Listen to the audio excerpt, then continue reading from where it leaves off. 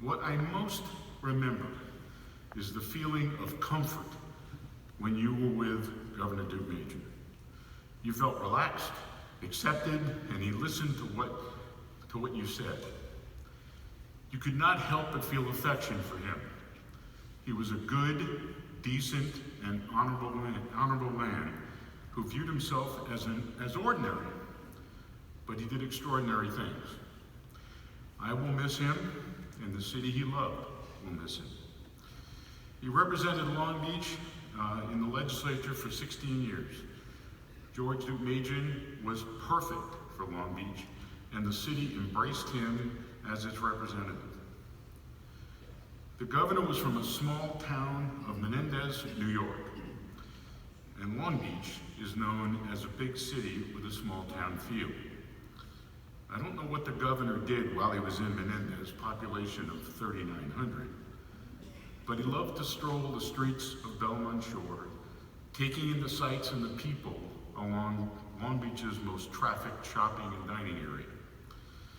It was on 2nd Street in Belmont Shore that George usually got his hair cut, at a local barbershop probably much like the one in Menendez.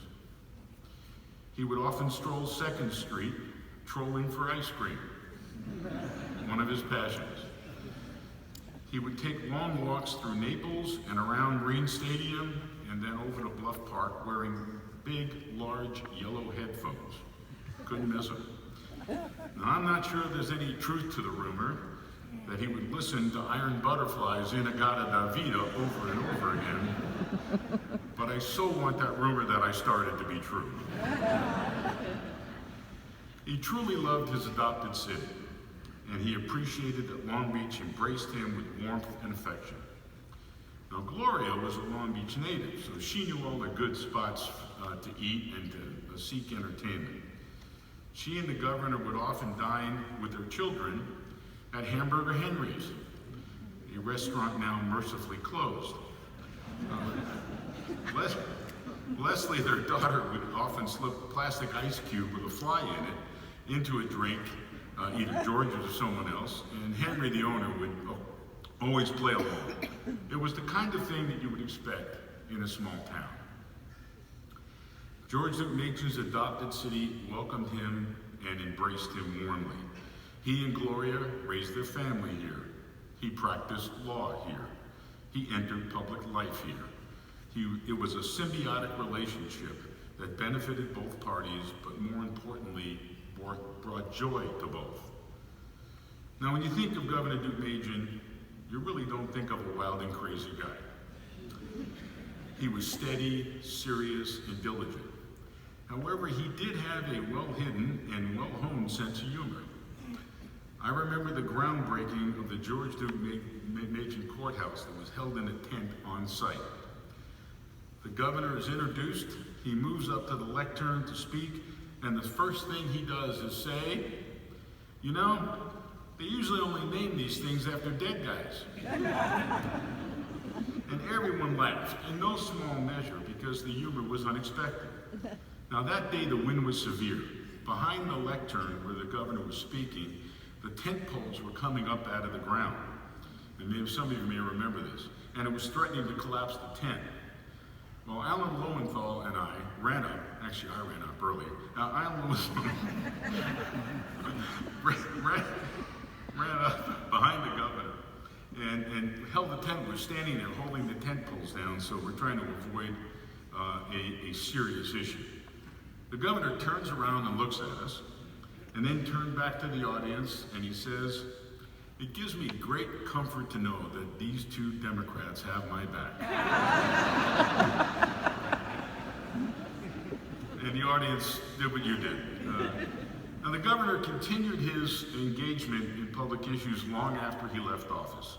During my tenure as mayor, I on several occasions called on him to ask for both advice and support.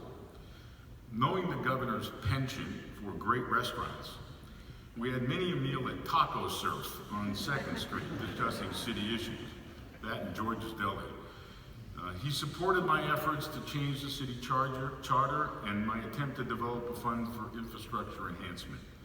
He also supported my run for a second term as mayor and he and Gloria were the very first two signatures on my candidate papers submitted to the city clerk. They were the kind of people you always wanted as an ally, and they were always willing to help. And perhaps one story will illustrate, again, the great character of Governor Deukmejian. And I hope Willie's here. I know he's on his way. But it was on the, I know Bruce is here. It was on the occasion of Willie Brown's 80th birthday. A dinner party was to be held in Los Angeles. Besides being a sponsor, I was tasked by Mike Roos with making sure that Governor Deukmejian attended the event for Willie. The governor agreed, and I said I would drive him to the event in Los Angeles. I did not want him to drive himself. This event was on a Saturday, and it was on my calendar for months.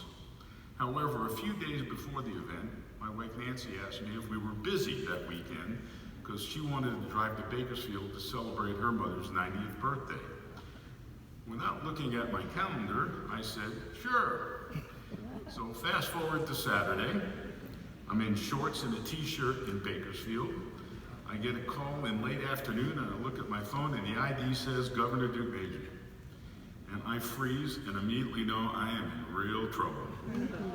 The governor wants to know if I'm still picking him up for the event that evening, actually early evening. And I stammer and say, yes, but let me call you right back. I then call Roos and tell him that there is no way I can get to Willie's party, but I will get the governor there.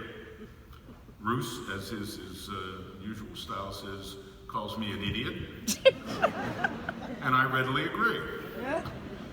I then call the governor back and tell him that I screwed up, but I will have a driver pick him up, wait for him at the party, and then drive him home.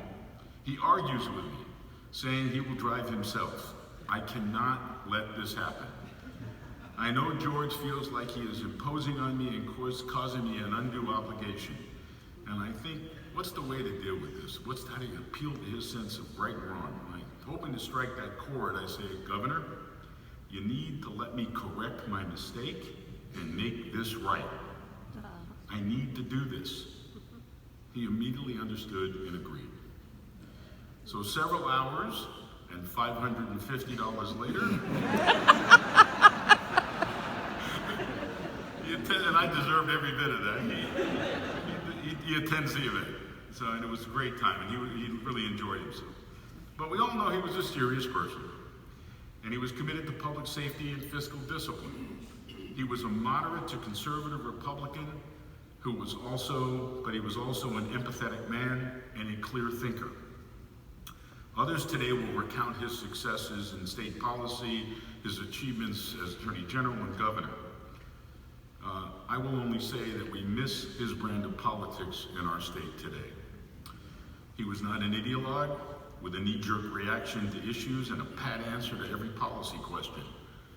If something was wrong or unjust, he would try to correct it, whether or not it was, quote, the correct conservative behavior. Mike Roos, former Speaker Pro Tem of the Assembly, recently made this point.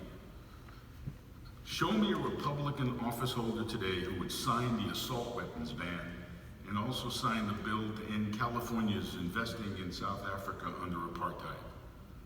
You'd be hard-pressed to find one. Here was a man who would walk his own path, seek to redress a wrong, try to keep our citizens safe, and one who despised oppression. Nelson Mandela credited California's action with helping push his nation towards racial integration and the end of apartheid. The governor changed the world and made it better.